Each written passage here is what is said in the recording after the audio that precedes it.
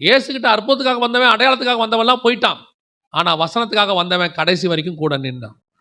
அதனாலதான் கர்த்தர் வசனத்தை பேசிட்டு கேட்பாரு, நீங்களும் போய்விட மனதா இருக்கிறீர்களோ? அப்ப இருக்கிறவனுடைய குவாலிட்டி என்ன தெரியுமா? அவன் சொல்லுவான், நாங்க வேற எங்க போவோம்? ஏன்? நாங்க வெளியே போனா எங்களுக்கு மீன் கிடைக்கும், நாங்க வெளியே போனா எங்களுக்கு பணம் கிடைக்கும். ஏன்னா மத்தியாயுலாம் வந்து டாக்ஸ் கலெக்டரா இருந்தவர், பணம் கிடைக்கும்.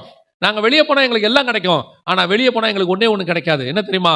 நித்திய ஜீவ வசனம் உம்மிடத்துல இருக்கு. அதை தவிர நான் இதை வாங்கறதுக்கு நான் வேற எங்க போவேன்? அவன் சொன்னா பாரு, நான் வேற எங்க போவேன்? இது உங்ககிட்ட தான் இருக்கு, நான் உங்ககிட்ட தான் இருக்க முடியும். நான் பாருங்க, அதுதான் நீங்களும் நானும் சொல்ல வேண்டிய வார்த்தை. சபைக்கு எதையும் தேடி வரக்கூடாது. ஆண்டவரை ஆசீர்வதிக்கணும், வீடு கொடுக்கணும், கார் கொடுக்கணும், அது கொடுக்கணும். இந்த வசனத்துக்குள்ள நீங்க ஒன்று தெரிஞ்சுக்கொள்ளுங்க, இந்த வசனத்துக்குள்ள எல்லாமே இருக்கு. வசனத்துக்குள்ள சுகமளிக்கிற வல்லமை உண்டு, வசனத்துக்குள்ள விடுதலையாக்குற வல்லமை உண்டு, வசனத்துக்குள்ளே தீர்க்க தரிசனம் உண்டு, வசனத்துக்குள்ளே உன்னை ஆசீர்வதிக்கிற வல்லமை உண்டு. நீ வசனத்தை பேசு, மிச்சம் எல்லாவற்றையும் கர்த்தர் கூட உனக்கு தருவார்.